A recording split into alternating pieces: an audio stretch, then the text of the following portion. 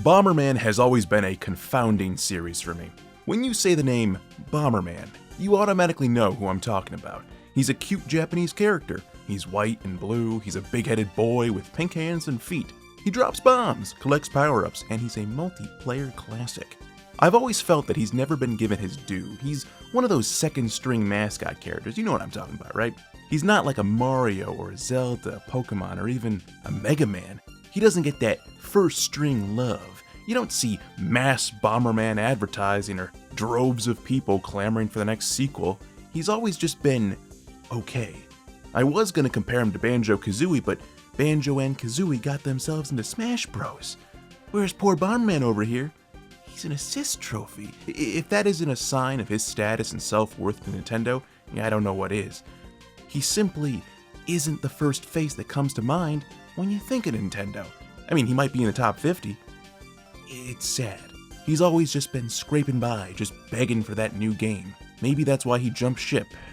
And Hudson made this. Does anyone remember this rusty gem of a game?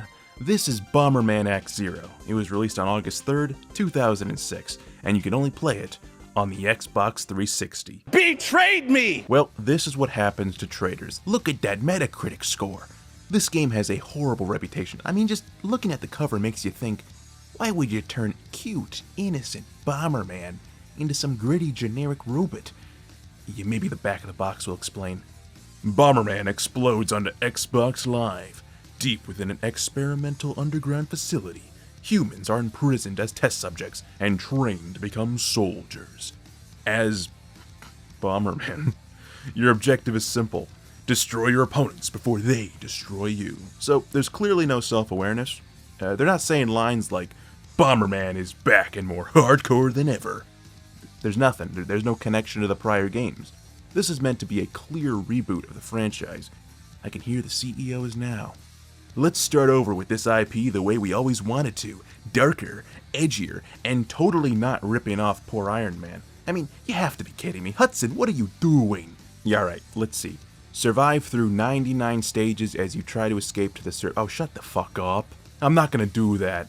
I'll be honest, I played around a little bit because Bomberman isn't worth that kind of dedication. 99 stages, you gotta be out of your mind. Listen, consider this a cautionary tale. Graphics and styles that aim to be cutting edge and mature typically fade away to the sands of time.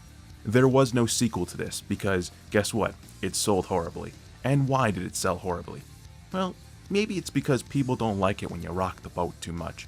People will always remember and enjoy cartoony graphics more than the grit and the dirt because cute shit is just more appealing. I can't help myself. I can't help it. I love stupid cute shit! What does Bomberman Act Zero have that vanilla Bomberman doesn't? Well, there is one thing. Bomberman Act Zero has boobies, but it also sold no units. If you somehow mess up the universal law of sex sells, you know you did something wrong. If you fuck up pork fried rice, what do we got to talk about? Reviewing Bomberman in general is kind of hard. I've been talking around the game because there's not a lot of substance to it. If you've played any of the earlier games in the franchise, then you know exactly what this game is all about. You place bombs that explode in a T shape to kill other players, and if you don't kill your opponents, don't worry, the stage will kill everyone. Keep doing this for, again, 99 stages, and you'll end with the greatest reward of all, the credit sequence. By the way, if you die once, it's back to level 1, so have fun, stupid.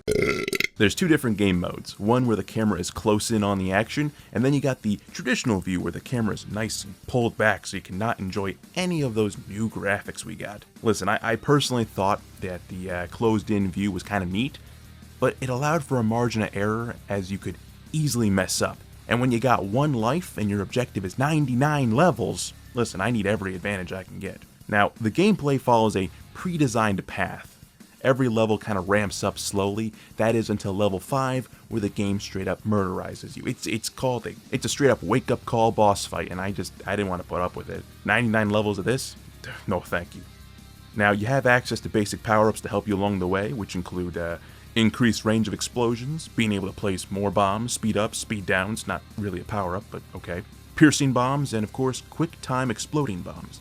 Just remember to play it safe with your bombing because you can accidentally kill yourself. Honestly, playing this by yourself is a pretty bland experience, and you don't really feel like you're having that much fun. There's no charm to keep you invested, and it just feels hollow.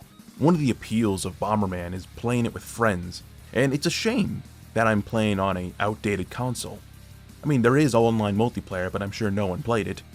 But there's also no local multiplayer, which is really strange. Bomberman is kind of that series that's known for local multiplayer. Taking it out must have been part of that reboot agenda, which seems kind of stupid if you think about it, but I don't know, I'm not a game developer. There's nothing left to talk about. I didn't beat this game, and hell, I just had to look up a long play of it and see that the ending is literally just the credit sequence. There's no incentive for me to play. I wasn't angry after playing it, and I wasn't burned $60. Yeah, this was retailed at full price. Can you believe that? I bought this as part of a game lot on eBay, and it was probably worth a few bucks in the grand scheme of things.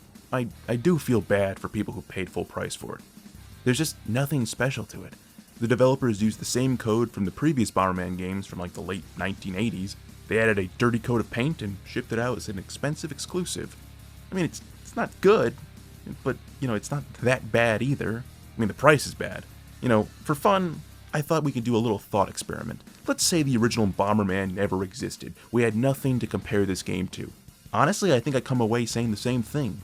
It's a generic robot in a functional game, but it's kinda cruel to have one life. I'm giving this game a 4 out of 10, teetering on a 5. For the record, it's not far off from how I feel about the original Bomberman games. They're cute and cuddly, but it's fundamentally the same thing. I like the visuals, and that really makes the difference. I give OG Bomberman a 6 out of 10. It's okay. I don't have to play 99 levels, and there's different cute characters to play with. It's cute. I like cute. What can I say? I can't help it. I love stupid cute shit! Bomberman is a franchise that I play for a couple minutes. The visuals are cute, and that gives it the bump up from bland status. Bomberman X-Zero is bland, but it's tedious and awful and gritty and bad. So it's a 4. And I think that's fair. Well, that was my quick review of Bomberman X-Zero. You really can't get blood from a stone here. This game is just generic. The gameplay is just regular Bomberman, which is good. I mean, it's fine. But the lack of continues and being 99 levels a tedium had to bump it down. I'm the type of person who looks at games as a total package, and the game's foundational gameplay is solid. I mean, I played it before, it's Bomberman. I really wanted to give it a 5, but that one life thing was just kind of obnoxious. If we're looking at just quick play mode, then the game is a 5, but it has a story mode, which is the main appeal of the game. So I have to judge it on that. This is a bargain bin game in the sea of shovelware. I believe my statements about it were logical, and my score is a reflection of that. I like doing reviews of stuff that I'm playing. I've been playing through my library, it's been a while, and it helps justify my time playing games like this, doing reviews. With that being said, have a good day.